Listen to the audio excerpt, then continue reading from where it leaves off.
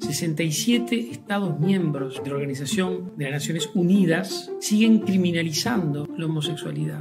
Jamás en la historia de la humanidad una persona heterosexual ha sido discriminada, perseguida, humillada o maltratada por su opción sexual.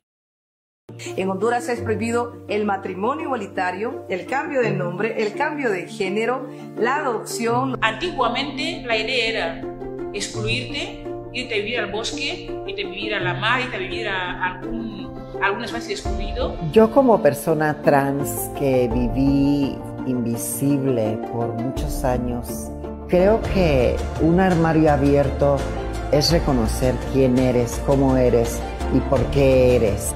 Esto quiere decir que se les piense, que se les quiera, que se les ame, que se les respete, no que se les incluya en ningún plan de ninguna institución, sino que se amplíen los derechos para las niñeces travestis y trans. Ese derecho a tener nuestra propia vida, a amar, a desear, a pensar en libertad. De todos los retos que tenemos, el mayor es sensibilizarte a ti.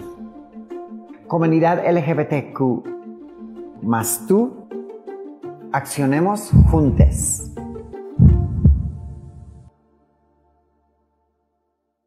Buenas tardes en América Latina, buenas noches en Europa, saludos desde Panamá. Soy David Fernández, coordinador del Centro Cultural de España en Panamá. Bienvenidos, bienvenidas, bienvenides.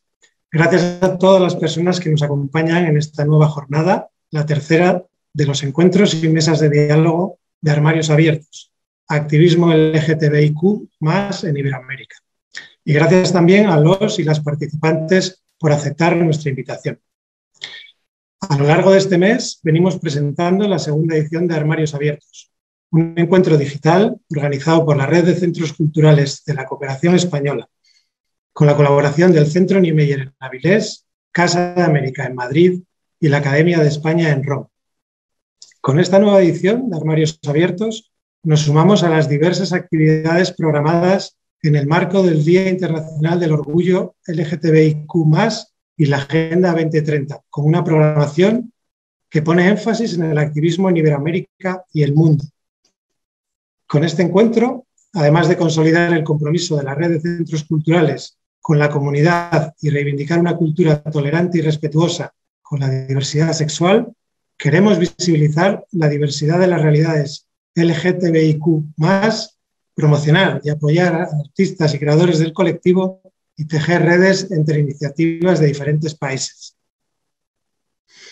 Entre estas actividades destacan un ciclo de cortos por la diversidad y contra la intolerancia curado por el Centro Niemeyer, una serie de entrevistas a personalidades vinculadas y comprometidas con la comunidad en la región, y los encuentros en línea de esta semana en los que estamos conversando sobre la presencia y representación del colectivo en temas como la infancia, migrantes y refugiados, comunidad trans, travesti, entre otras actividades culturales disponibles gratuitamente a través de nuestras páginas web y redes sociales. En la mesa de encuentro y diálogo de hoy conversaremos específicamente sobre el indigenismo y la afrodescendencia en la comunidad LGTBIQ+. Para ello, contaremos con la moderación de Walo Araujo. Walo es licenciado en Derecho por la Universidad Complutense de Madrid. Realizó estudios de posgrado en Cooperación Internacional y Desarrollo en la Universidad de Barcelona, desempeñándose en este campo a partir de 1993. Entre 1996 y 2008 trabajó para la ECID en Panamá, donde ocupó el cargo de director de programas. Su labor estuvo enfocada principalmente hacia temas de interculturalidad y pueblos indígenas, trabajando en múltiples proyectos de cooperación con el Congreso General de la Comarca Indígena de Gunayala. A partir del año 2000, en el que culminó sus estudios de posgrado en Gestión Cultural en la Universidad de Barcelona, ha trabajado en un gran número de iniciativas en ese ámbito, con un fuerte énfasis en comunicación, proyectos editoriales, exhibiciones y proyección de documentales, entre otros. También ha sido director general de las ediciones 7ª y 8ª de la Bienal de Arte Contemporáneo de Panamá. Desde 2008 trabaja para la Fundación Ciudad del Saber, donde actualmente desempeña el cargo de líder de proyectos estratégicos.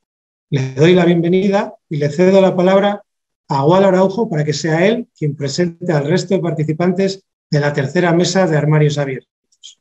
Muchas gracias y saludos desde el Centro Cultural de España en Panamá. Gracias, David, y gracias por la invitación. A ti y a Juan Sánchez, a la Red de Centros Culturales. Estoy muy contento de estar aquí en esta serie de Armarios Abiertos y especialmente hablando de activismo con esta gente tan luchadora y aguerrida que no conocía. La verdad que y ha sido una oportunidad maravillosa para conocernos y para estar en contacto, ¿verdad? Desde varios países. Yo estoy acá desde Panamá y bueno, les voy a presentar primero a Amaranta Gómez Regalado. Amaranta es muche, zapoteca, del istmo de Tehuantepec, en Oaxaca. Es activista y antropóloga social desde hace más de 20 años en el ámbito local, regional e internacional, en áreas de trabajo que van desde salud, sexualidad, derechos humanos y promoción cultural. Forma parte del Grupo de Trabajo Internacional para la Prevención de VIH y SIDA en comunidades indígenas.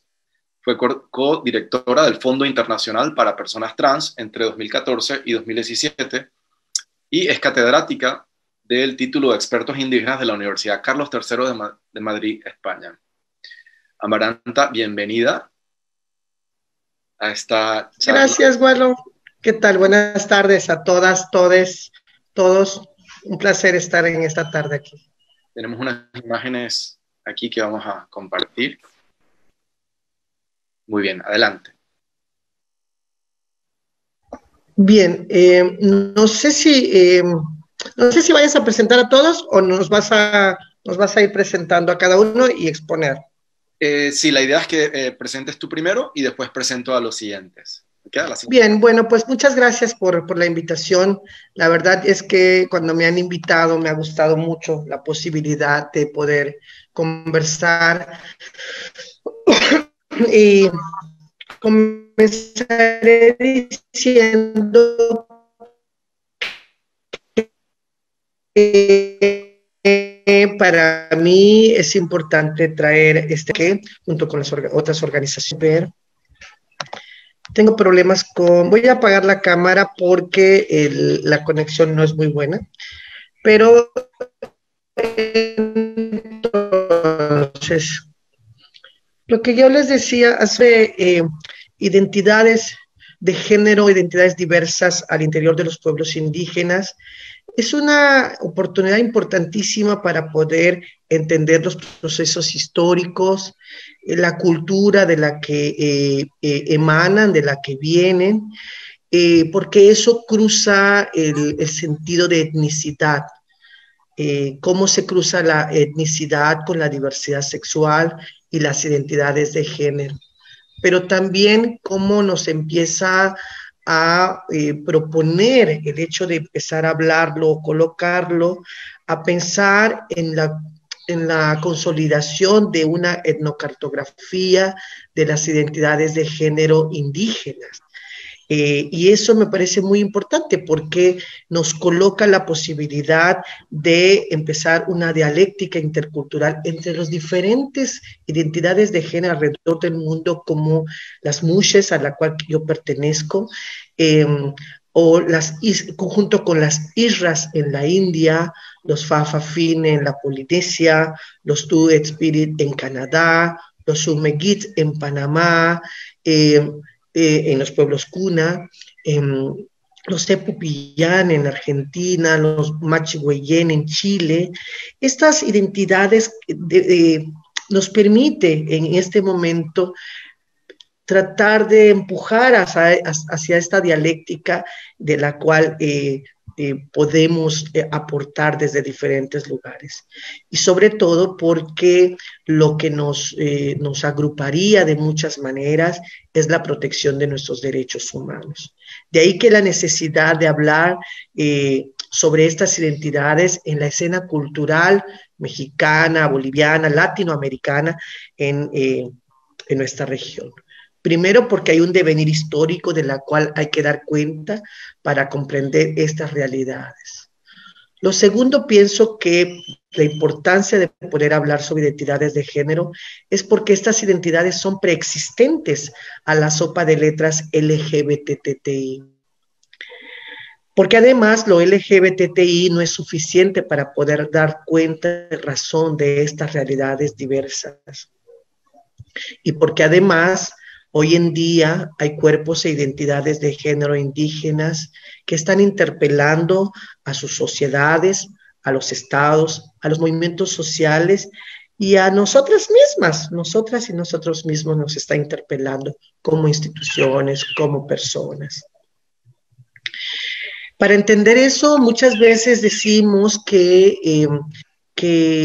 se dice al interior de los pueblos indígenas que eso no existe, o se habla muy poco. Entonces hay que interpretar los silencios, las negaciones históricas. Y eso tiene que ver con el proceso histórico y los procesos de colonización. La violencia y colonización no se da solamente a través de los cambios de las tradiciones, los usos y costumbres, sino también la violencia y colonización de la sexualidad y los cuerpos. Las prácticas y géneros diversos de las que ya vivían nuestros pueblos indígenas y sobre todo de lenguas distintas para referirse a esa diversidad de personas. Por supuesto que con estos procesos colonizadores, los puntos de vista de desnudez, honra, virginidad, incesto, homosexualidad, travestismo, fueron modificándose. Las ideas y prácticas heteronormativas se instalaron, que vinieron desde fuera. Las reglas del juego genérico y sexual precolombina son modificadas. La moral judio-cristiana se implanta, por supuesto, y con la evangelización, Walo, con la evangelización, pues el castellano, la castellanización que nos trajo la colonización, esta castellanización esquizofrénica de la que Mauro Cabral ha hablado en su momento para encerrarnos en el mundo binario de la y él y no poder pensar en terceros espacios como en la cultura zapoteca, en la lengua del zapoteco del Istmo de Tehuantepec podemos encontrar el artículo neutro ti, que es un artículo que no define al género sino lo acompaña gramaticalmente. Por lo tanto, con este proceso colonizador, la idea de culpa, el pecado y el castigo llevó a muchos grupos indígenas a guardar silencio con respecto a su realidad humana diversa. En muchos procesos, ya más tempranamente podemos encontrar algunos datos importantes de ese devenir histórico. Para las épocas independentistas y nacionalistas que nuestros países vivieron, tuvieron dos formas de mirar al cuerpo indio. Por un lado, al de seres anclados en su pasado milenario, y por el otro, como seres primigenios y mucho más cercanos a la realidad de la naturaleza y la condición humana. Dos momentos importantes también que nos trae más contemporáneamente, por lo menos en el caso de México, el poder seguir hablando sobre la existencia de la diversidad sexual al interior de los pueblos indígenas, es en 1994 cuando el subcomandante Marcos, con el levantamiento zapatista y en un momento álgido de la relación política que tenía el movimiento zapatista con el Estado mexicano, le manda una carta al movimiento LGBTI que ya nos había dado un poco de patria, Juan Jacobo Hernández, Nancy Cárdenas y demás. Ellos fueron los que recibieron y muchos otros esta carta, y esta carta enunciaba y anunciaba y recordaba que al interior de los pueblos indígenas ya existía la diversidad sexual y que debería de construirse esa dialéctica para reconocer que, por supuesto, Stonewall es muy importante como punto, pero no era el punto de partida. Stonewall es un momento hito, es un momento importante, pero no era el punto de partida. El punto de partida era con estas identidades ancestrales. Finalmente, un segundo momento, más tempranamente, cercano a los años 2000, empieza un activismo muy importante de la diversidad sexual al interior de los pueblos indígenas con respecto al impacto que tiene la epidemia del VIH-Sida al interior cuando se empieza a ruralizar, y ahí se empieza a reconocer, pues con esta ruralización, las prácticas homoeróticas que ya Guillermo Núñez, un antropólogo mexicano, nos daba cuenta. Y aún así, pues seguían los silencios, se aborda poco, se habla poco, Walo. Necesitamos, como este tipo de foros, traer, y eso me parece muy relevante porque nos trae, nos recuerda que afortunadamente no en todas las culturas se guardó silencio. Hay evidencias resistentes culturalmente valiosas, como las mushes, como las fafafines que he mencionado allá en el Pacífico, que hoy existen y dan cuenta de su devenir y sus mecanismos de defensa cultural, o lo que podríamos llamarle dispositivos culturalmente apropiados que les permitió mantenerse en un proceso histórico, en ese devenir de más de 500 años. Y eso es muy importante porque nos permite ver dónde están participando ahora, dónde están bregando desde lo tradicional, pero también ahora desde el activismo, desde la participación política, desde la función pública, es decir, desde el escenario de lo político y de lo público. Eso es una parte muy importante. Por eso, y con eso quiero ir cerrando esta primera intervención y después dar paso a mis colegas para después conversar, es que una propuesta que se tiene es la creación de una etnocartografía global de las identidades de género indígenas que nos permita saber, junto con el movimiento feminista, con el movimiento LGBTI, pero también con una visión interseccional, de una interseccionalidad descriptiva que nos permita ver que no solamente se es fafafine, pero también se vive con una discapacidad, o se está en una condición de migrante, o se es negra, ¿no? Y con una interseccionalidad colaborativa para poder hablar y dialogar con el movimiento.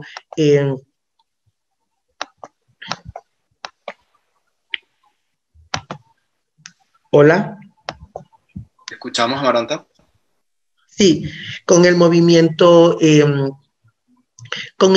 zapatista, con el movimiento medioambientalista, con todos estos, eso nos permite realmente pensar en esta etnocartografía necesaria y que nos pueda dar cuenta. Es un momento importantísimo. Claro que la idea es que esta etnocartografía no sea simplemente para hacer sumas y restas y generar solamente datos, no, que nos permita ampliar los diálogos y las visiones que las personas tienen de su propia realidad y su relación intercultural con el otro o la otra.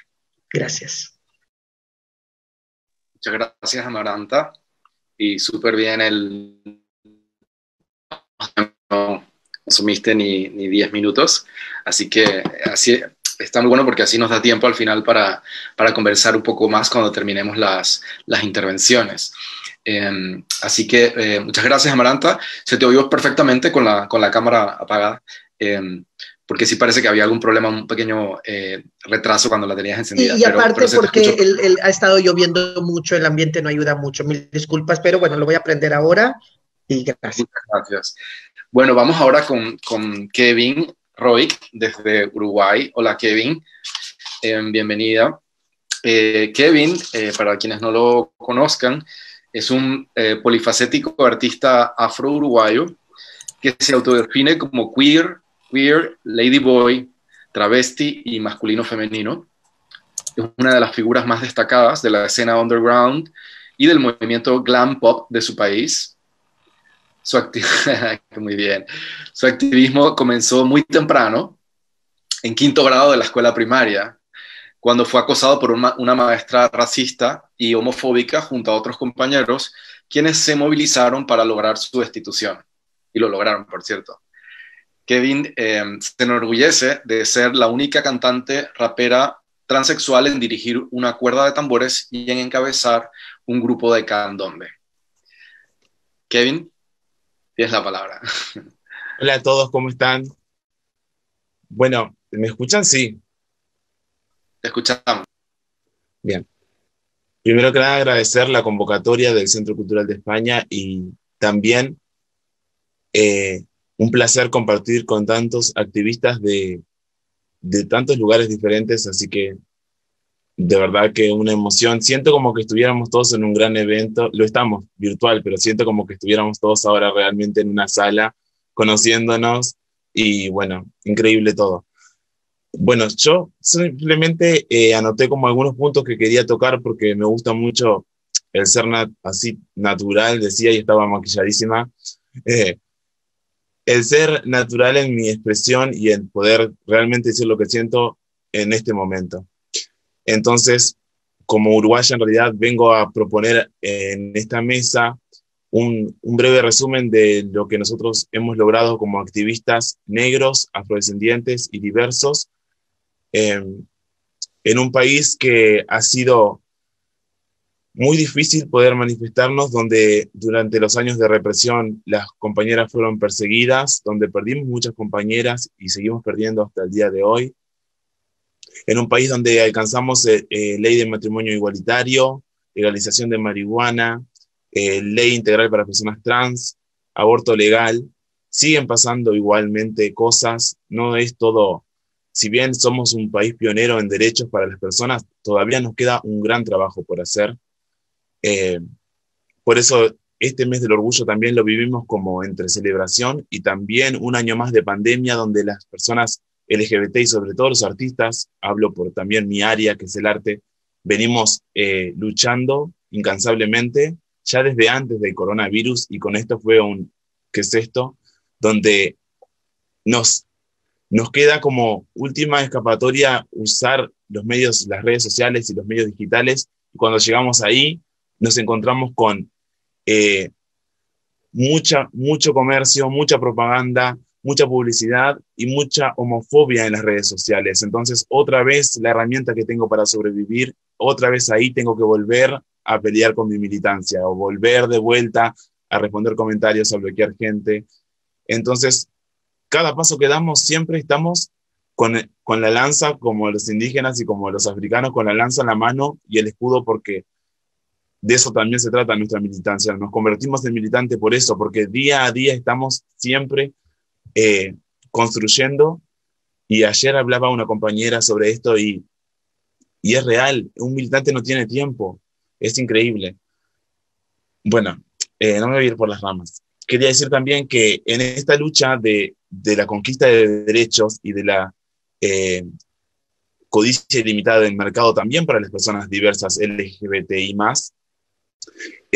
nosotros queremos apostar a un espacio, a un área donde las personas realmente podamos, veamos la inclusión y que sea palpable, donde realmente los principales eventos, festivales, convoquen a los artistas diversos y también a las artistas feministas, porque en nuestro país seguimos teniendo un gran nivel de machismo en todas las áreas artísticas y en la música mucho más, y nos sigue costando día con día ese trabajo, la aceptación, el tratar de salir de ser la negra que me cosifican, la negra divina del Caribe. No, soy negra y sobrevivo y tengo cosas para decir que no es, estoy divina y soy la última Coca-Cola del desierto, o sea, y lo puedo hacer con mis rasgos también, con mis rasgos indígenas y con mis rasgos negros, pero no me cosifiques. Yo voy a elegir qué es lo que voy a demostrar y en qué momento.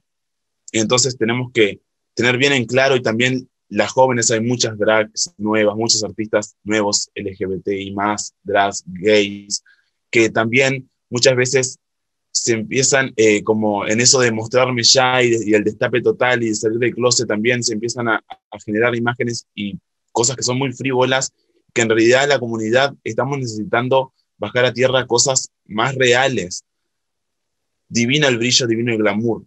Las plumas tienen que notarse, pero me refiero a que lo que tenemos que transmitir y la bandera que tenemos que llevar es la bandera de todos, la unión de todos los pueblos, y no solamente de Argentina, Uruguay, Brasil, sino de también los pueblos donde la gente, donde ser homosexual sigue siendo pecado capital, donde te matan, donde tus familias te desplazan. Gracias a Dios, yo tengo a mi madre acá a mi lado y mi familia me acepta, pero no todos los países, y sobre todo los países que no son de América, viven eso. Uruguay es como el país divino que donde todo es posible, y nosotros recibimos gente de todos los países, de Venezuela, de Cuba, gente de República Dominicana que viene como ya agonizando y llega a Uruguay y realmente, claro, se encuentra un panorama que es otra cosa, porque es verdad, a mí la gente llega, por ejemplo, una persona llega a Uruguay que no es del país, llega en septiembre, que justo es la marcha, y de repente camina y se encuentra en el medio de la ciudad un mega escenario con 200.000 personas y una travesti cantando arriba, que eso en Cuba no lo va a ver, o bueno, en Venezuela no lo va a ver a este nivel que nosotros lo vivimos acá en Uruguay. Por eso considero que somos un país que encabeza también un movimiento en América Latina de conquista de derechos, pero para nosotros mismos nos tenemos que exigir más. Nosotros tenemos una ley integral para personas trans, pero no todas las trans están laburando ahora. No todas las personas trans, con la ley de reparación, que también la logramos dentro de la ley integral para personas trans, la ley de reparación, que es una ley que para las personas que sobrevivieron a la dictadura y al tiempo de represión, que tengan una remuneración mensual. Y eso se logró, pero también eso es una lucha diaria, porque la gente dice, ay, ¿por qué es travesti y le pagan un sueldo? O sea, no es porque es travesti y le pagan un sueldo porque sobrevivió, tiene 60 años hoy, pero estuvo prostituyéndose en las esquinas, cagada de frío, pasando hambre, le dieron palo, estuvieron en los calabozos, simplemente por el hecho de ser personas, por ser personas según el sistema que vivimos diferentes. Entonces, ¿cuál es nuestra lucha ahora? ¿Qué es lo que tenemos que decir? Me parece que hay muchas cosas re importantes. El deporte sigue siendo un área donde las personas diversas siguen siendo desplazadas del deporte mainstream, del deporte clásico. Son áreas donde hemos sido discriminadas y donde la homofobia es cultivada desde hace años, y eso hay que cambiar. La religión también. Por lo general, las personas disidentes y diversas no tienen un gran desarrollo de la fe, algunas, pero es porque las iglesias o diferentes iglesias están en contra de nuestra sexualidad o nuestra forma de vida o nuestros estilos, nuestros cuerpos, que son nuestros espacios de lucha, y nosotros lo vamos a defender contra todo. Pero lo que quiero decir es, yo me voy por las ramas, en esto que improviso, gente, por favor no me juzguen, pero eso, el desarrollo de la fe, el desarrollo de poder aferrarme en una identidad y saber que soy diversa, sí, pero que puedo lograr cosas, que puedo establecer una familia, que puedo tener un hogar con mi pareja, y que si a mí me va bien en mi vida y tengo gente que me ayuda, también voy a poder ayudar a gente que lo necesita y no poder negarme eso. O sea, creo que hay muchas cosas. No sé cuántos minutos ya voy, seguramente estoy llegando porque solamente veo mi pantalla, pero disculpen sí, que diga todo esto. Vas bien, Kevin, llevas 8 minutos. Bien. Sí. Bueno, quería decir eso, y después quería decir que nuestro país, y creo que también más otros países, necesitan de vuelta, que en un momento se habló muchísimo, bueno, ahora estamos en paréntesis COVID, pero el tema VIH y las vidas de las personas que viven con VIH y son positivas en todos los países, y también aquí en Uruguay, los tratamientos. Creo que a nivel América Latina, Brasil es el que mejores tratamientos está teniendo hasta el momento, pero digo, nosotros lo necesitamos. Nosotros tenemos también que tener una regularización de las personas que ejercen la prostitución y el trabajo sexual, porque, sí son trabajadoras, se hacen el carnet de salud, listo. No, tienen que tener un seguimiento, es necesario por la sociedad, por la comunidad, por la diversidad y por todos. O sea, por vivir en una ciudad que realmente haya espacios para todos, y eso también es la salud, también es... Yo vengo a hablar como artista, me convocaron por artista, pero en realidad yo soy activista y tengo que hablar por todas las áreas. Entonces, nada, creo que eso... disculpen que tenga que revisar acá mi libretita. Bueno, sí creo que pasé todos los ítems que quería decir. Eso, abrir un poco más de camino en todas las áreas para todos y sobre todo para las personas afrodescendientes. También quería decir que en nuestro país también tenemos muchas acciones afirmativas para las personas afro, cuota afro para cuota de empleo, y en los diferentes ministerios también. Por ejemplo, el Ministerio de Desarrollo también tiene muchas propuestas y llamados. Quizás a veces la gente no entra porque o no se entera, y está bueno que siempre estén chequeando las páginas de los ministerios que siempre están abriendo, en Ministerio de Educación y Cultura también, y Ministerio de Desarrollo, siempre llamados para las personas, para que puedan presentar sus proyectos y para que puedan de alguna manera también atravesar este momento que estamos viviendo con alguna ayuda y con cosas que nos ayuden al día a día. Así que nada, voy a pasar la posta a los demás compañeros y después nos vemos en el debate final, en el intercambio. Muchas gracias, Kevin. Me habías mandado unas fotos que no las puse. No sé si... bueno, si quieres puedes ponerla. Voy a mostrarlas rapidito. Sí, eso es muy importante. Yo no sé por qué veo todo me veo a mí, ahí veo buenísimo. Quería decir, mientras vos vas pasando las fotografías, primero que nada, que no es querer mostrarme yo y divina, y estoy acá en el encuentro mostrando mis fotos, sino esta es la prueba de lo que yo digo, que todos podemos ocupar cualquier espacio de la sociedad sea, y mi sueño desde muy chica fue ser una supermodelo y una artista protagonista, y todos me decían que no, mis compañeros, los vecinos, ay, pero vos que vas a llegar, nada. Y bueno, mi camino se abrió, caminé, cargué mi mochila con sueños y con telas y colores. Y bueno, esto que están viendo en pantalla es el resultado del trabajo con muchos compañeros y amigos que me han ayudado a poder perfeccionarme y con mis rasgos y mi fisonomía ocupar espacios en el Uruguay y en el Río de la Plata. Muy bien, Kevin. Y podemos escuchar tu música en Spotify, me imagino que la podemos. Es verdad, sí. Ahí lo vamos a buscar para conocer bien tu trabajo. ¿Cómo es su perfil? Sí, Kevin Roy, me van a encontrar ahí por todo. Busquen en el Centro Cultural de España, que está todo, pues. Muy bien, Kevin. Vamos a pasar ahora, gracias, Kevin. Vamos a pasar ahora a nuestro siguiente invitado, que es Maximiliano. Maximiliano Mamani, desde Argentina. Saludos, Maximiliano. Él es bailarín popular, artista de performance. Hola, buenas a todos, espero que estén bien, espero que se me esté escuchando, cualquier cosa me dicen. Pues bueno, paso a presentarme un poquito. Mi nombre es Maxi Mamani, soy de origen Coya, vivo en un pueblo que se llama Tilcara, que es al norte de Argentina. Trabajo ahora actualmente en la carnicería de mi familia. Mi familia tiene una carnicería y somos, pues, es la forma de sobrevivir que tenemos. Y me gusta presentarme y entenderme desde esa, pues, conexión de ser marica, entenderme como una marica, y también de ser Coya, ¿no? Como mi identidad más ancestral, o que me vincula sobre todo a mi familia, a mi territorio, a mis prácticas.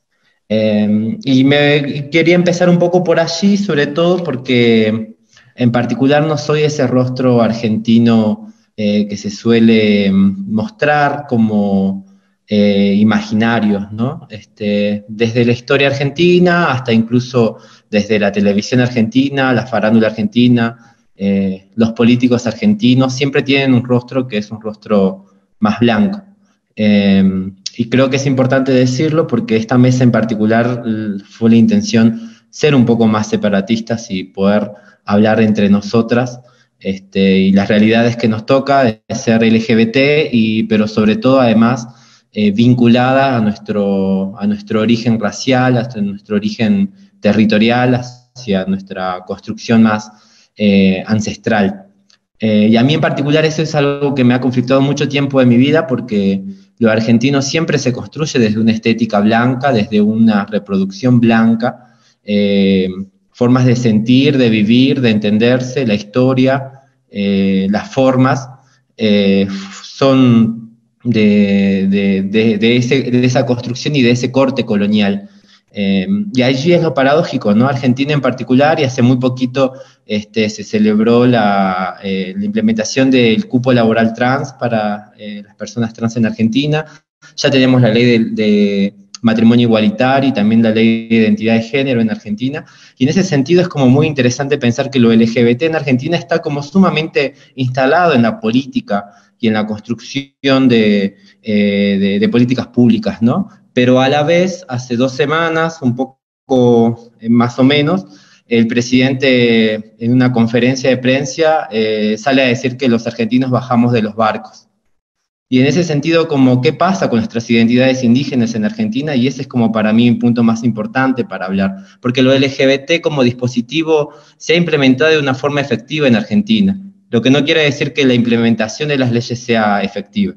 Por lo menos como discurso y como construcción de legalidad está sumamente establecida la posibilidad de entenderse en lo LGBT. Pero ¿qué pasa con todos nuestros pueblos originarios y con todas nuestras realidades que escapan de esa realidad? Y allí es para mí algo que perdón si me pongo media como, pero me salta, me pone a llevar la discusión en ese espacio, porque me parece que no debemos empezar a entender cómo encontrar lo LGBT en nuestras prácticas indígenas, cómo encontrar lo LGBT en todos esos otros mundos que no son ese mundo occidental blanco capitalista, sino que pensar en términos de LGBT y en términos de indios y en términos de indígenas significa entendernos no separados como si fueran nuestra autopercepción, como construye de hecho el imaginario LGBT de yo frente al mundo, sino que en el mundo indígena o en el mundo por lo menos de la comunidad en donde yo vivo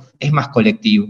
Y a mí ser puto, ser marica en mi realidad, no solamente es poder bailar, que es algo que yo hago desde mi arte y desde mi experiencia, sino también poder luchar por un montón de reivindicaciones y de políticas que necesitamos empezar a implementar, no solamente en Argentina, sino en América Latina. Porque la quita de tierras por parte de las mineras, por la falta de posibilidades, por tener rostros morochitos, por las faltas hasta de posibilidades de imaginarnos en una comunidad y en una colectividad fuera de la argentinidad blanca que se construye, se nos está negando. Y ahí tomo un poco lo que dijo el compa Kevin, ¿no? De esto de pensar, él tiró una frase muy interesante que era como, están contra nuestros cuerpos y nuestras vidas. Y en ese sentido, la legalidad LGBT sí te permite, pareciera, habitar en el territorio argentino, pero como rostros morenos, como rostros indios, como rostros indígenas, no.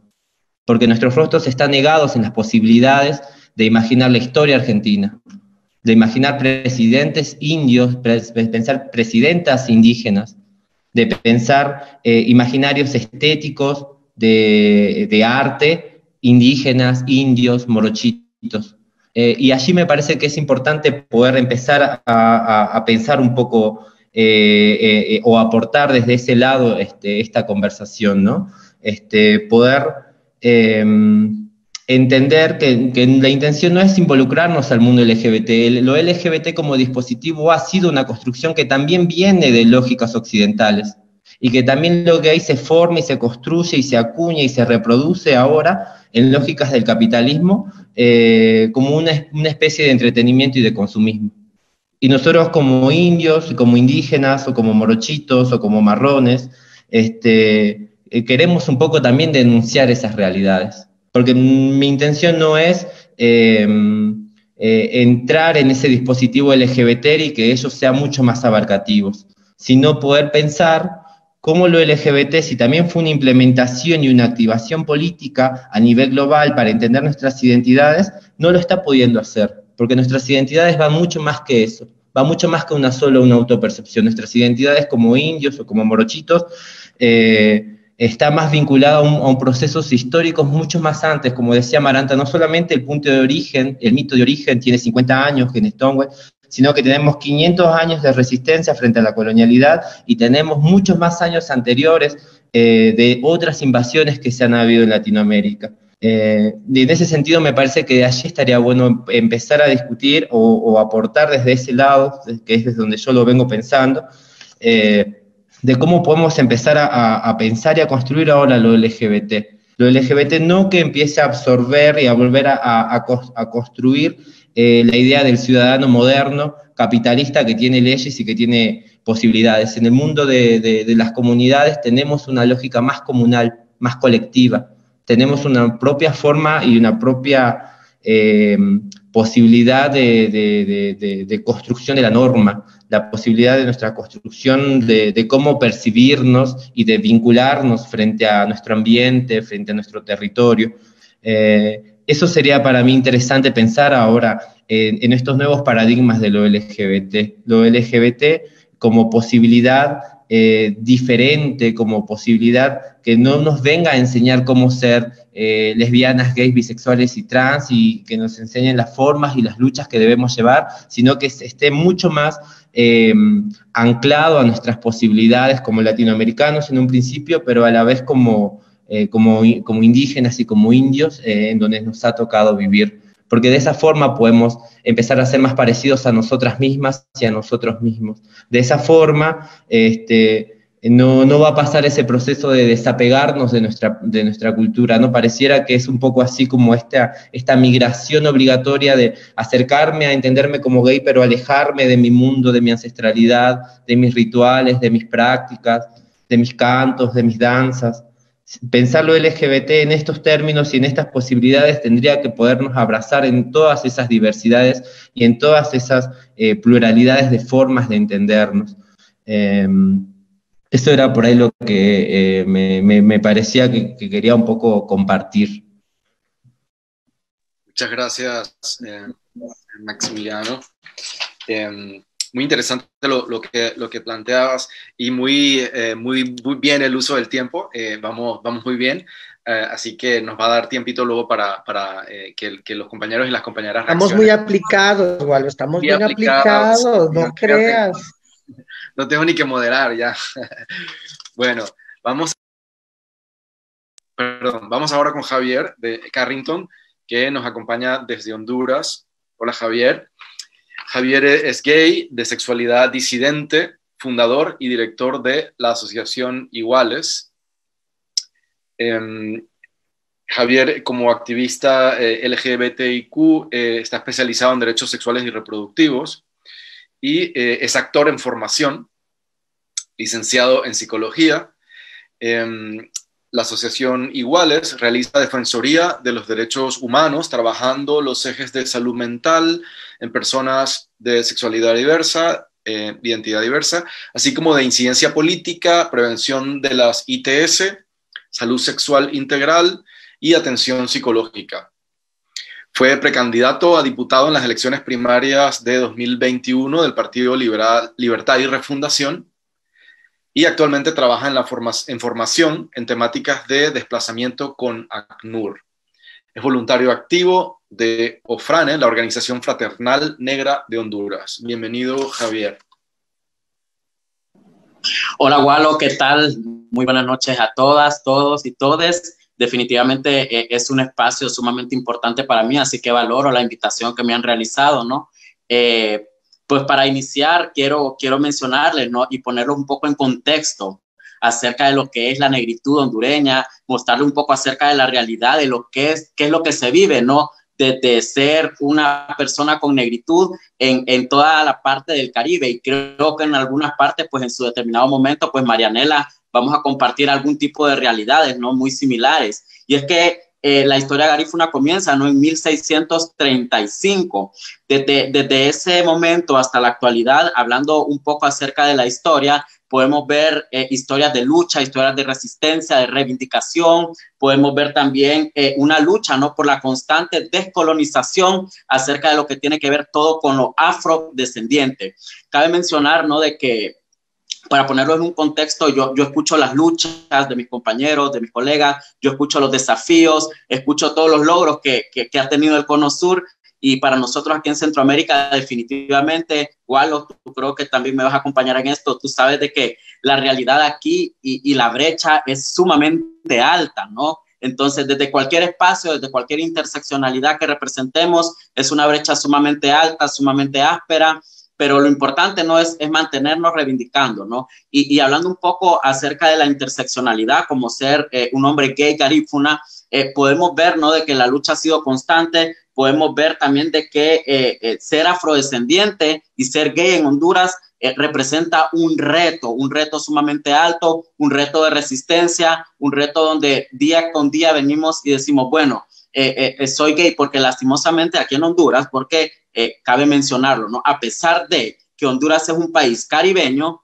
existe el racismo en Honduras, existe la xenofobia, existe la discriminación y el estigma, porque en Honduras cabe mencionar de que estamos completamente colonizados, ¿no? Y esa lucha debe ser constante. Entonces me hago un llamado a la conciencia y me digo, lastimosamente he nacido en un país en el cual me siento orgulloso por su cultura, me siento orgulloso por mi propia disidencia, por mi propio activismo, pero me hago un llamado a la conciencia y vengo y digo, bueno, qué triste es, ¿no?, que en mi propio país no se me permita tener estos dos componentes o juntar o confrontar estas dos interseccionalidades, porque llega un instante, ¿no?, hablando desde lo más explícito, donde viene alguien y se te acerca y te dice, ok, o sos maricón o sos negro, o preferiría que no fueras ninguna de las dos, pero o sos maricón o sos negro, pero es como que se autopercibe de afuera como que si es una doble condena. Entonces caemos en ese dinamismo, y ahí es donde yo vengo y me describo, ¿no?, como un hombre con una sexualidad disidente, ¿no?, para estar contrarrestando e interpelando. Aquí tengo unas anotaciones importantes, y es que podemos ver de que Honduras, Guatemala y El Salvador, podemos ver de que son los líderes, ¿no?, en invisibilizar los derechos de la población LGBTIQ+, y más aún si son afros. Y para poner un poco y hablando un poco desde lo técnico y desde lo investigativo, desde el año 2009, en el marco del golpe de Estado, hasta la actualidad, en Honduras se han realizado algunos crímenes de odio, específicamente una cantidad de 388, de los cuales solamente igualo 81 han sido completamente judicializados. O sea que estamos hablando de que hay un nivel de impunidad de 91%, y evidentemente la población negra afrodescendiente LGBTIQ estamos dentro de este lamentable índice. Entonces podemos ver, ¿no?, como una lucha constante y de Estado, ¿no?, siempre está ardiendo en llamas, ¿no? Y es que cabe mencionar de que la lucha del Estado con las poblaciones afro es específicamente igual desde lo territorial, ¿no? Desde lo territorial, porque sabemos de que aquí en Honduras las poblaciones garífunas estamos completamente sumergidos a solamente ser comercializados. Ok, te voy a comercializar, vos vas a hacer mi representación, pero no ponemos en una tela de juicio, ¿no?, los derechos que tenemos como humanos, como población gay afrodescendiente. A todo esto quiero mencionar también que en América Latina, en el perfil sociodemográfico, Honduras y Centroamérica, ¿no?, queda completamente abajo en tema de defensoría de derechos humanos afro, ¿no? Y podemos ver, ¿no?, de que está completamente invertida, y esto tiene que ver con una población afrodescendiente que, si le tocara preferir ser afrodescendiente o ser ladino, preferiría ser ladino. ¿Por qué? Porque vivimos en un estado de represión, de sumisión y de atadura. Y todo esto solamente triplica los niveles de marginalidad. Ahora bien, podemos ver, ¿no?, cómo, exponiéndoles un poco esta situación crítica y hablándole un poco desde lo investigativo, podemos ver cómo como población afro-LGBTIQ quedamos en completa desventaja, ¿no?, en comparación a toda la otra población que pertenece a Honduras. Y cuando digo en completa desventaja, hablo específicamente de orientaciones sexuales afro, que estamos hablando específicamente de mujeres lesbianas afro y hombres gay afro, pero también podemos ver cómo se interpela el otro sector, que es la identidad de género afro, ¿no?, donde las mujeres transexuales negras en Honduras están completamente sumergidas e invisibilizadas. Entonces, el problema no considero personalmente que tenga que ver con un tema de identidades, ¿no?, de identidades culturales. El tema específico aquí es cuando venimos y queremos censurar, queremos postergar el derecho humano de las personas afro-LGBTIQ+. Entonces, podemos ver que se está es necesario que se cree una agenda política y se gestione una incidencia a favor de las poblaciones afro en Honduras, donde se brinde una prioridad constante y una prioridad latente, ¿no? También recordemos que la inclusión, y esto favorecería de tal manera, y lo hablo como que es una realidad, pero en realidad hoy por hoy, aquí en Honduras, para decir esto, para la población afro es un sueño, pero qué bonito sería, ¿no? Y parece, y suena como una burbuja, y para eso estamos acá, yo creo también, ¿no? Para romper esa burbuja y esos esquemas. Y sería muy importante que el gobierno de Honduras, ¿no? Que toda esta zona de Centro y el Caribe pudiésemos venir y poner en la palestra, ¿no? Estos derechos y que el Estado venga y los reconozca, porque al ser una cultura completamente diversa, Walo, mejora la capacidad intelectual de la sociedad. Y otra de las cosas también que quiero mencionar es de que el racismo y la xenofobia en Honduras está completamente estructurado. ¿Y qué te quiero decir con esto? ¿Cómo estoy de tiempo? Porque de repente yo me suelto y no hay quien me detenga. No, vas bien. ¿Bien? Llevas Ok.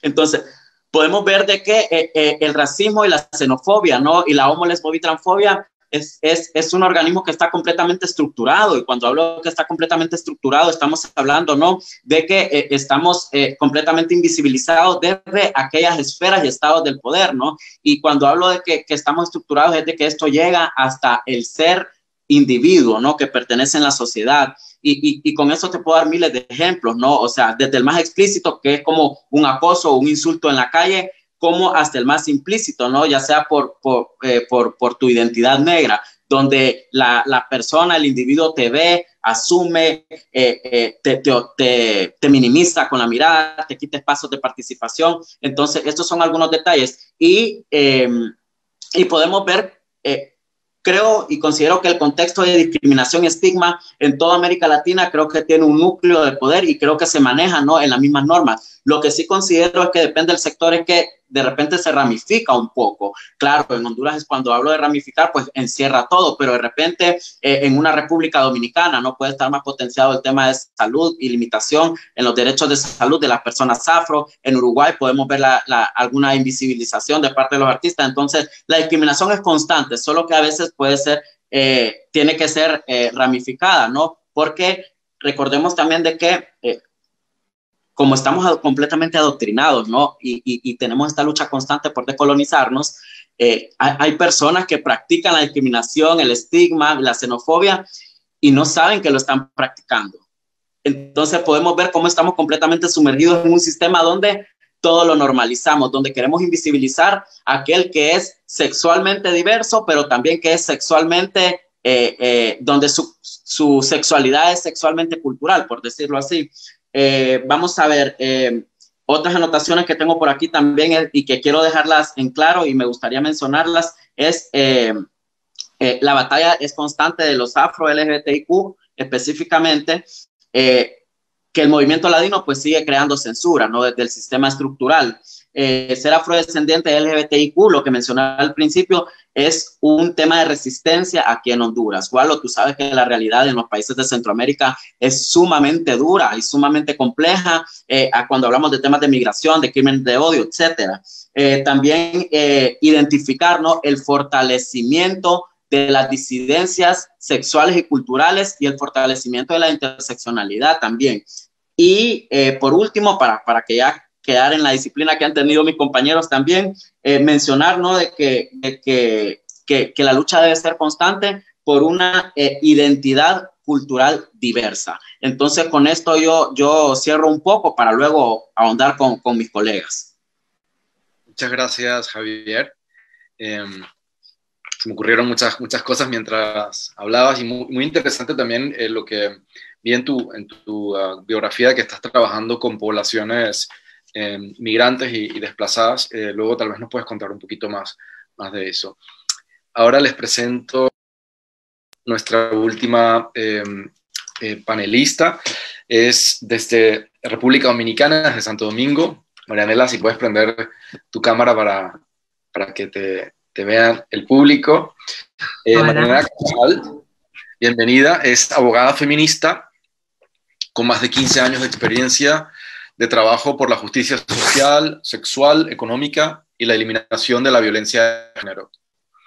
Ha realizado un extensivo trabajo de abogacía de los derechos humanos de las mujeres y de las diversidades sexuales. Forma parte de varias redes regionales de defensa de los derechos de las mujeres y de las personas afrodescendientes, entre ellas la Red de Mujeres Afrolatinas, Afrocaribeñas y de la Diáspora, y el Comité de Latinoamérica y del Caribe para la Defensa de los Derechos de las Mujeres, CLADEM. Es fundadora de la Coordinación Política y Técnica de la Coordinadora Lésbica y de Hombres Trans, COLET, y del Espacio de Acción Afrofeminista Antiespecista República Libre. Bienvenida, Marianela.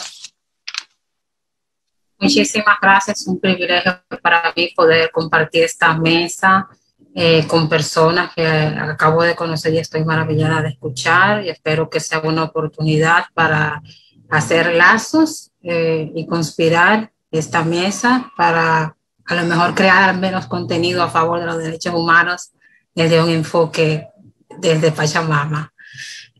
Bueno, primero quiero explicarles más o menos mi intención. Yo quiero compartir con ustedes hoy, además de la historia de la construcción de la afrodominicanidad o del conflicto de la identidad dominicana y sus significados, principalmente desde lo urbano, porque es mi experiencia. O sea, yo he vivido mis significados de lo que es ser afro en el contexto urbano, y desde ahí voy a traducir los otros contextos para ser justa desde donde me sitúo. También me voy a situar desde un enfoque del feminismo queer y feminismo antiespecista para plantear respuestas a posibles o las miradas para resolver estos problemas, ¿no? Y por eso el título de mi ponencia es ¿qué significa ser afrodescendiente o afrocaribeñes desde lo urbano, ¿no? No sé si se... Ay, para yo dar text... A ver.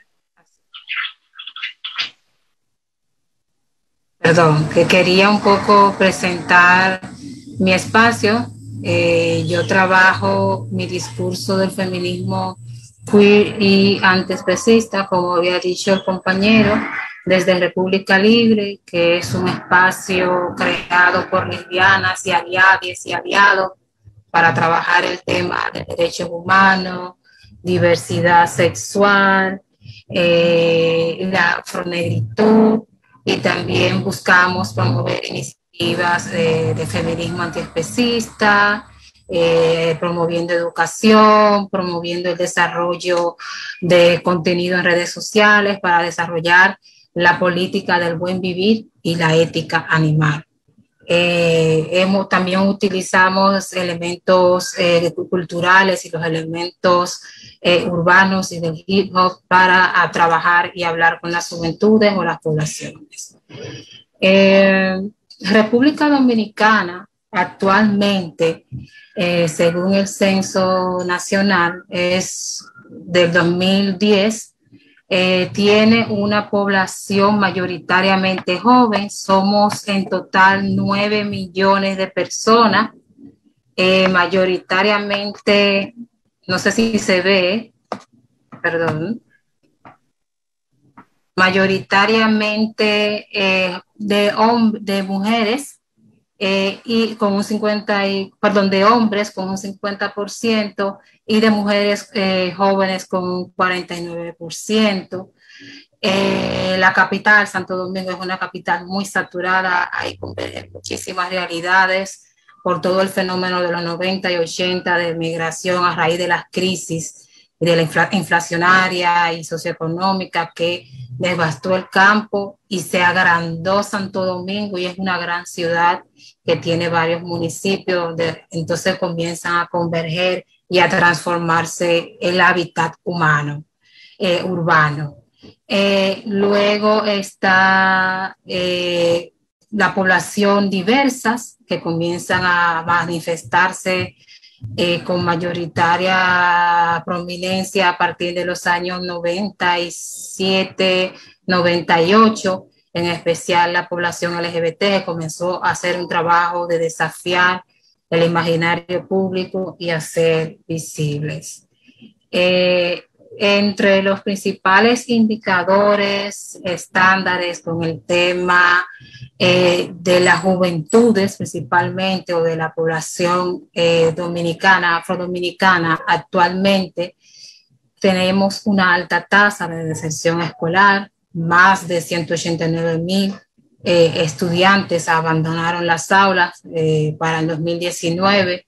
Tenemos un alto nivel de embarazos no deseados, en especial el embarazo no deseado en adolescencia, con un 22%, siendo mayor esa tasa de embarazo en adolescentes en la zona sur del país, que es una de las zonas más empobrecidas que hace frontera con Haití. También tenemos el conflicto de la violencia policial, alrededor o más del 9% de las muertes o los homicidios que ocurren en el a nivel nacional y en especial en el contexto urbano es por consecuencia de la violencia policial, además de la deficiencia con el tema de salud y acceso a servicios. También tenemos a nivel también de estadísticas que evidencian la situación afro, las estructurales, que está el desempleo, que tenemos un 31%, la expresión del racismo y la discriminación. Actualmente en Dominicana se denuncia o se habla de racismo y discriminación para hablar de despidos injustificados, negación a acceso a espacios públicos, y se ha incrementado mucho el tema de las denuncias, principalmente a partir de los años 2000, cuando comenzaron también a crearse espacios de reivindicación o diálogos con el tema. Se creó una procuraduría especializada con temas de derechos humanos.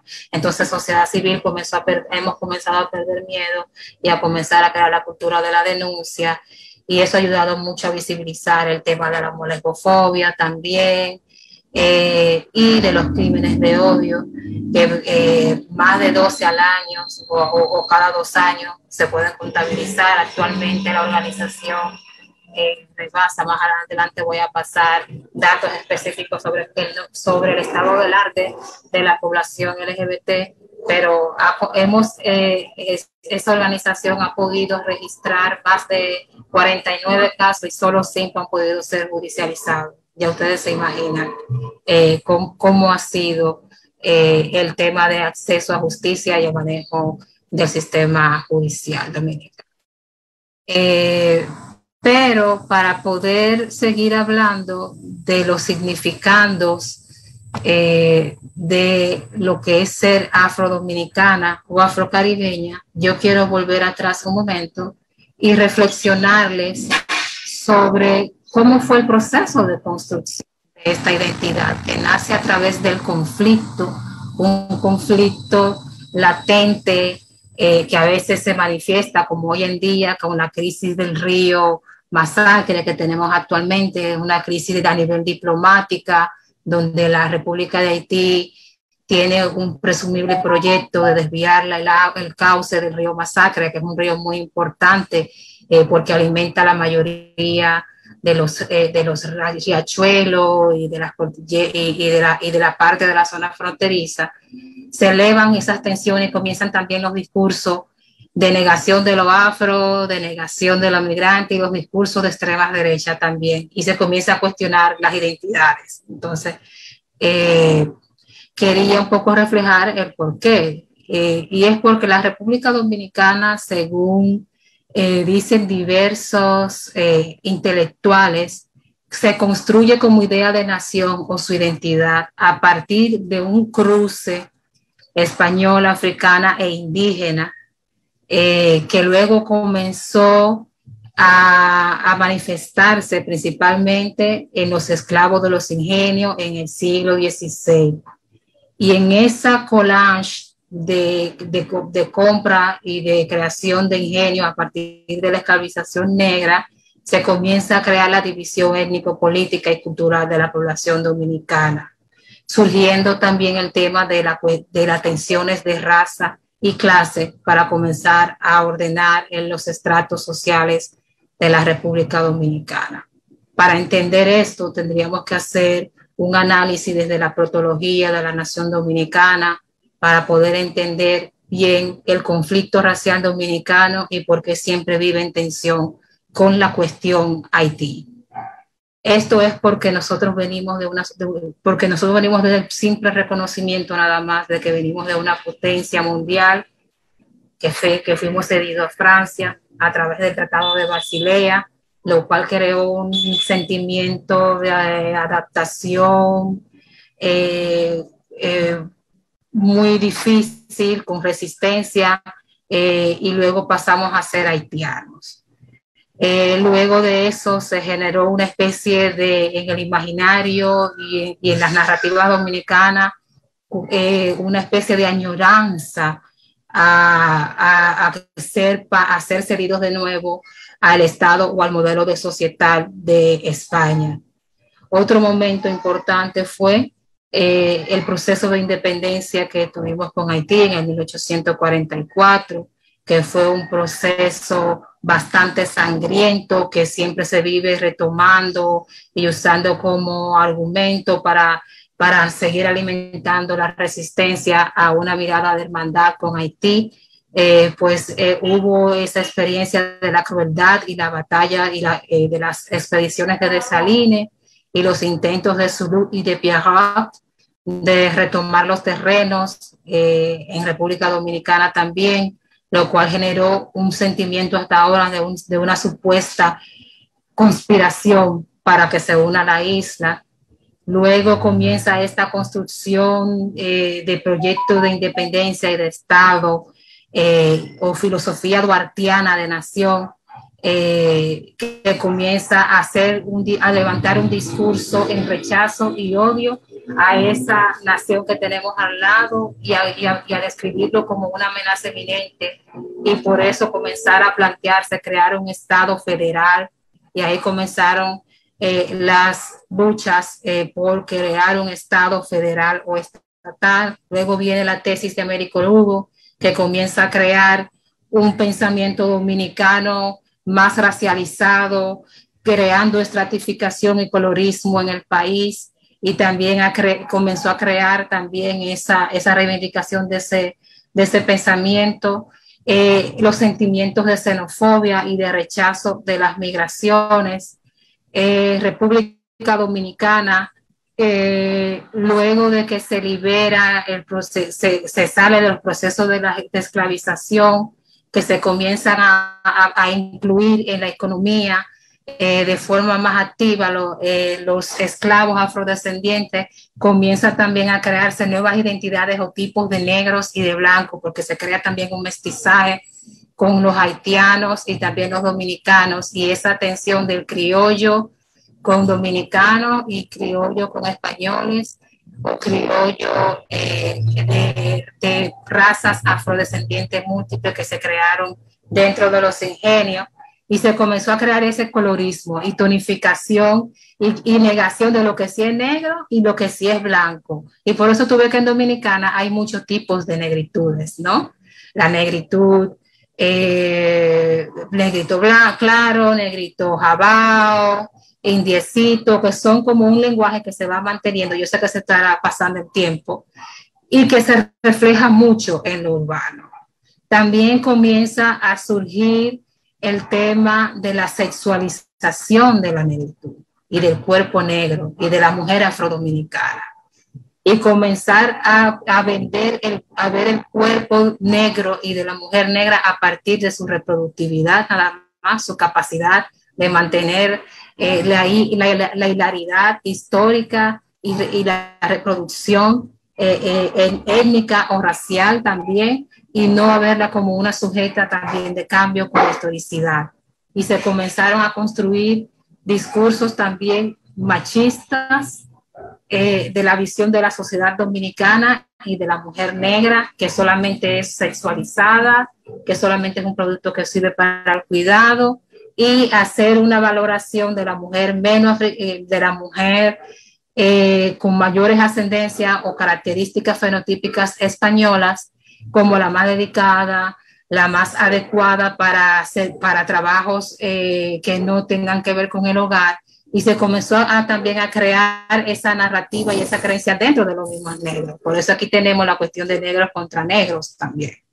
Y aquí el negro discrimina al negro, y el blanco, que es la minoría, porque es eminentemente turística, ha ayudado también a cuestionar eso, porque también el blanco aquí viene con una mirada y con una expectativa de conocer la negritud de dominicana, ¿no? Pero también ayuda a reconstruir y a reproducir esas miradas discriminatorias de lo que es la mujer negra y lo que es la mujer blanca.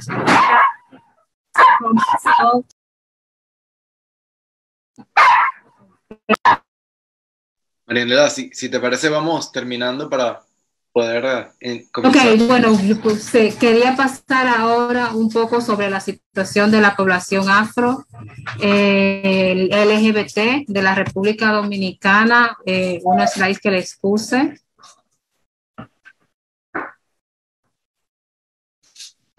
No sé si lo ven. No, de momento no. Aquí. Ok, ¿lo ven? Sí, lo estamos viendo. Ok. Una de las principales cosas que también yo quería informar o compartir aquí sobre los significandos de lo que es el cruce identitario, negritud, sexualidad y urbanidad, es que a pesar de que en República Dominicana el país no condena la homosexualidad y más o menos vive en un ambiente más o menos de tolerancia, no contamos con un Estado que garantiza o reconoce los derechos básicos. No tenemos políticas públicas más allá que de la cuestión del VIH para que garantice los derechos humanos de la población. Y mi intención era compartirle una infografía que sacamos justamente en el contexto de lucha para lograr una ley de igualdad y no discriminación, que esa ley fue un proceso de consenso del movimiento LGBT dominicano, y que básicamente, ahí la ven. Sí, estamos viendo acceso a justicia y violencia, ¿verdad? No, es que yo estoy intentando... Bueno, una de las principales... Sí, uno de los principales desafíos, por ejemplo, que tenemos es el tema de los crímenes de odio, que todavía no está siendo tipificado en República Dominicana.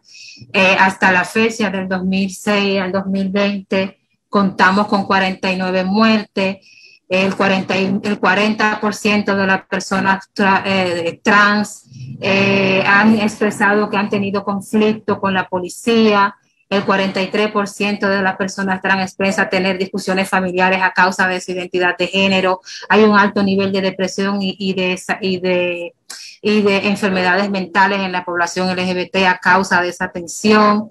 También el 79% de las mujeres trans experimentan agresión verbal de sus familias.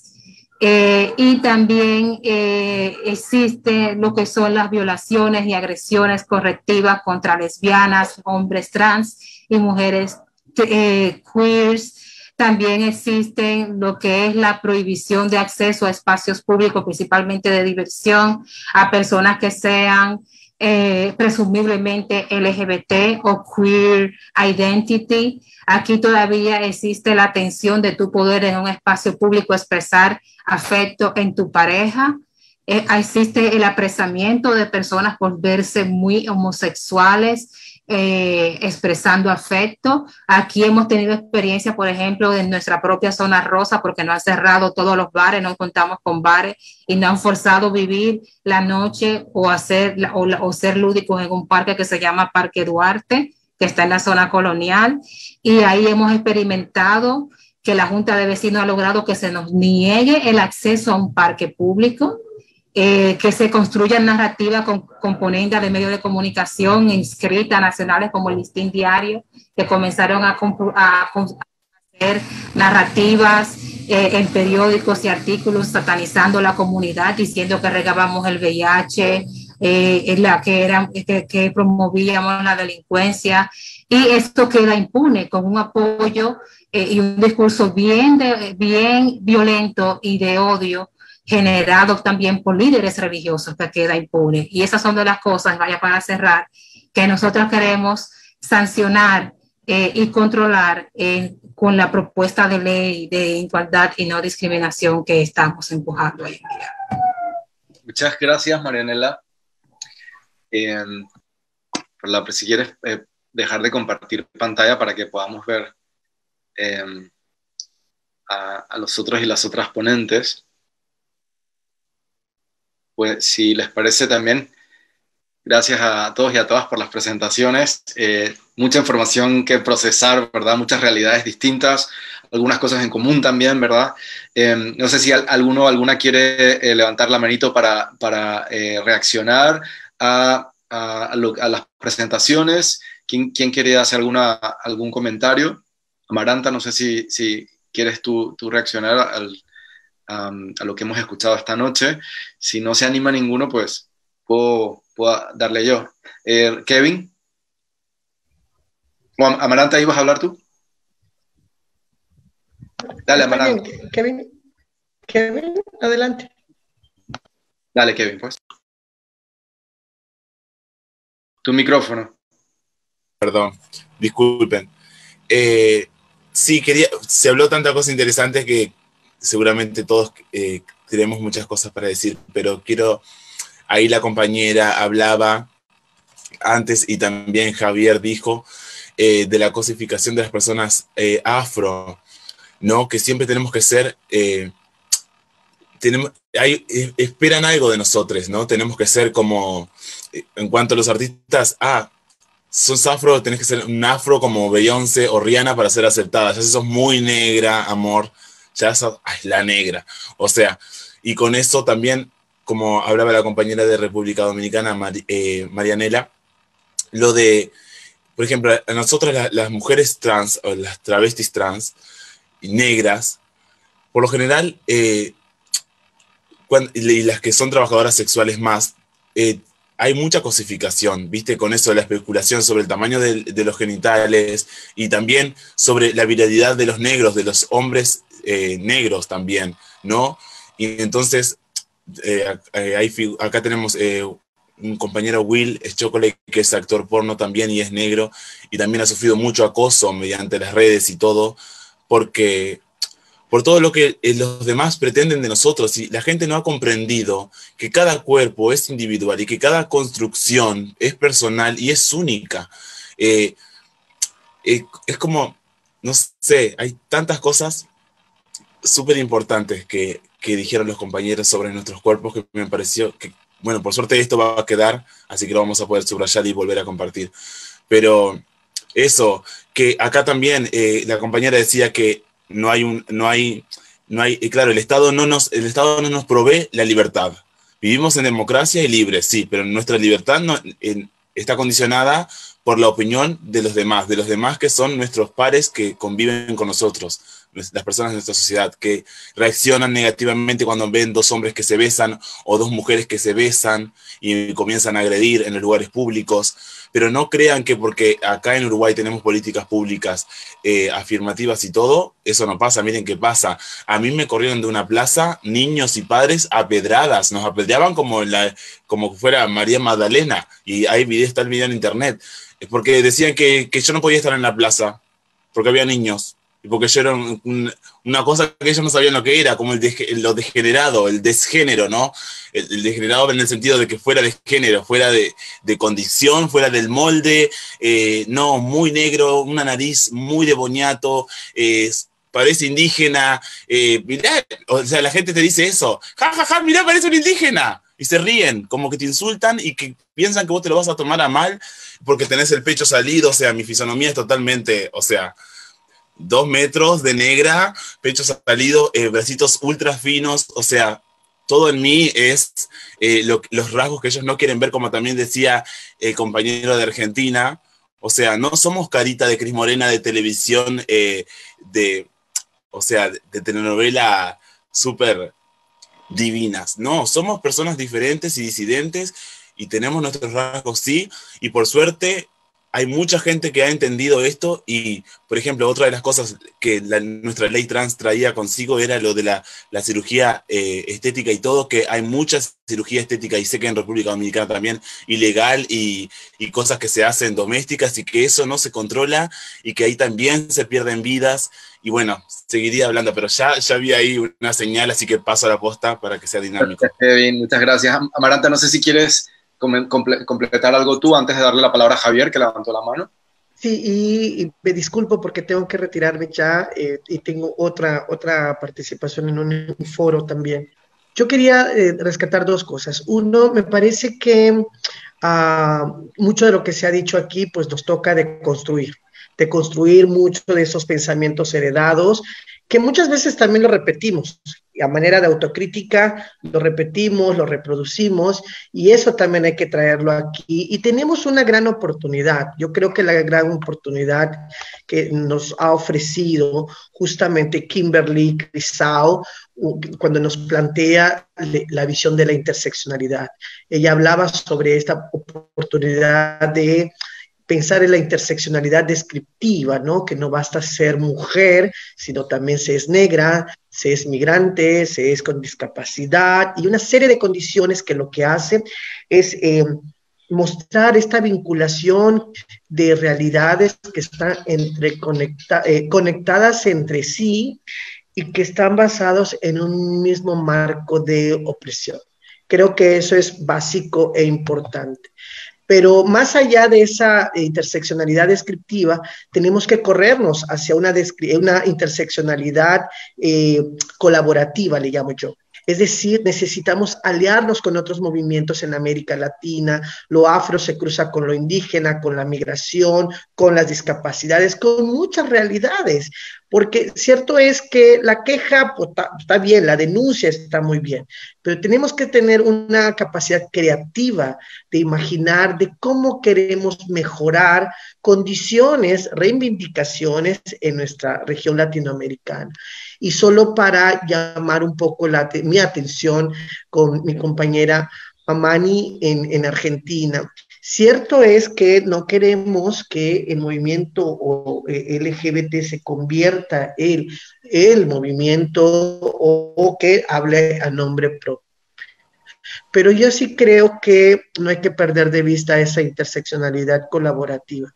Ellos en este momento, las categorías tienen fuerza, están organizados en muchos sentidos. Lo que tenemos que empezar es a construir una dialéctica, un diálogo en donde reconozcan nuestra riqueza, nuestro aporte, nuestra diversidad y que no nos avasallen, incluyendo la categoría trans. Cuando un antropólogo, un periodista viene y pregunta por una hijra en la India o una musha en México en una cultura indígena, inmediatamente coloca la categoría trans.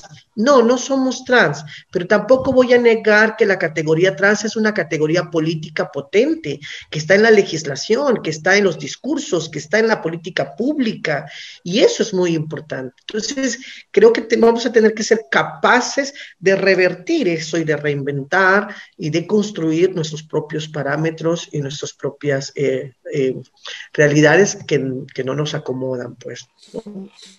Muchas gracias, Amaranta. Tenemos muy pocos minutos. Javier había levantado la mano. Javier, por favor. Sí, bueno, quiero decir dos cosas. Bueno, al final, si me regalas unos minutos para hablar del caso de Vicky Hernández, porque es un caso muy trascendental aquí en Honduras. Bueno, más que todo, afianzar, ¿no? lo que dice Amaranta, ¿no? Construir una dialéctica, ¿no? Acerca de la interseccionalidad. Y a mí me parece un tanto confrontativo, ¿no? Cuando Amaranta me dice esto, porque parece mentira, y creo que Marianela y Kevin me van a acompañar. Marianela, si yo estoy equivocado, me lo haces saber, donde llega un momento donde no te dan visibilidad y no te dan el valor porque mi negritud es más clara que una negritud generalizada. Entonces, comprender y entender, ¿no? Que la interseccionalidad de cada quien se va construyendo según el proceso culturalizado de esta persona. Entonces, a mí me llamaba la atención esto porque inclusive cuando yo me sentí muy emocionado por la convocatoria y lo compartí con unas compañeras trans, lo primero que me dijeron fue, y sabiendo de que yo soy descendiente del litoral atlántico del país, lo primero que me dijeron fue unas compañeras trans, en serio, pero es que vos no pareces garífuna. Entonces, vemos, ¿no?, cómo está la constante confrontación dentro del mismo colectivo LGBTIQ+, donde no nos respetamos las interseccionalidades entre nosotros mismos. Entonces, es algo, ¿no?, que es algo que se debe llamar la conciencia, que se debe llamar a la confrontación y que debemos de tener una autocrítica y respetar el proceso de construcción de la interseccionalidad de un individuo ajeno, ¿no? Entonces, básicamente mencionar esto y por último mencionarles de que aquí en Honduras tuvimos un caso histórico y emblemático donde la Corte Interamericana, después de casi 12 años, después del golpe de Estado, el Estado de Honduras fue completamente condenado por la muerte de Vicky Hernández, por la muerte que ocurrió en el marco del golpe de Estado. Entonces, ha sido algo sumamente histórico, ha sido un hito y no quería dejar de mencionarlo. Y lo de la interseccionalidad, ¿no? Respetar la interseccionalidad de aquel. ¿Por qué te voy a invisibilizar si vos como afro sos más claro? ¿Por qué te voy a invisibilizar si vos como afro LGBTIQ+, sos más oscuros, sos más altos? Entonces, respetar, ¿no?, siempre esos límites. Todos tenemos un activismo diferente. Gracias, Javier. Vamos con Marianela, que tiene la mano levantada. Si alguien quiere también hacer uso de la palabra, por favor, que levante la mano para saber que están ahí en fila para darles la palabra. Marianela, vamos brevemente, que nos quedan ya poco tiempo. Sí, perdón. No, simplemente porque no pude decir la parte de las propuestas y los enfoques en mi intervención, me pasé del tiempo.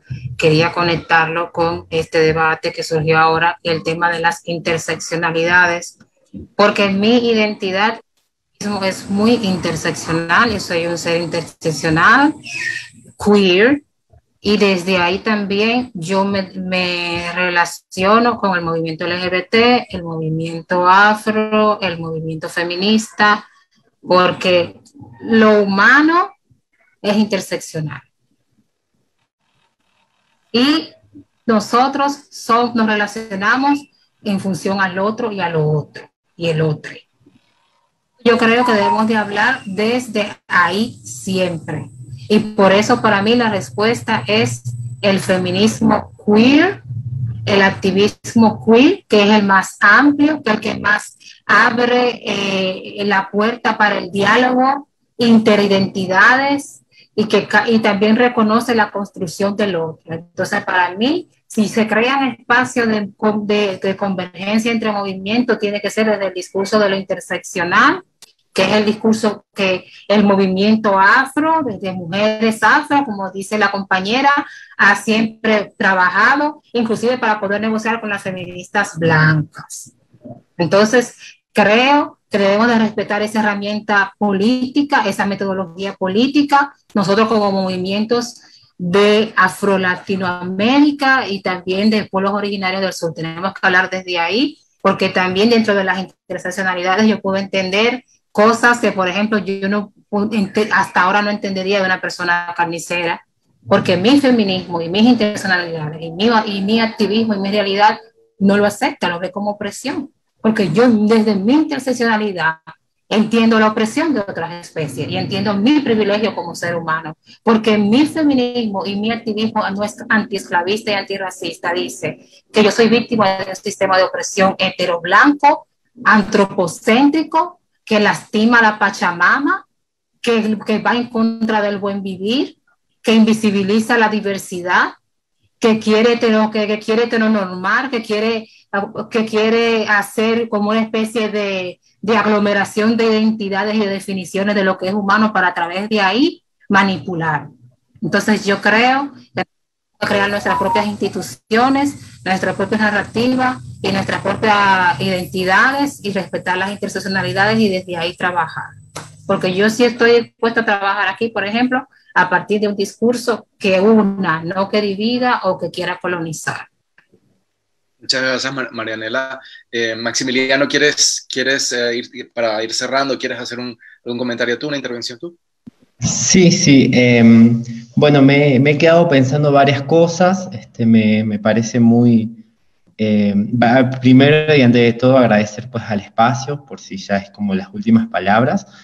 Me he quedado pensando mucho en lo que es pensar lo LGBT, sobre todo en nuestras comunidades. Y hablar desde nuestras comunidades no estamos hablando de que nos sentimos en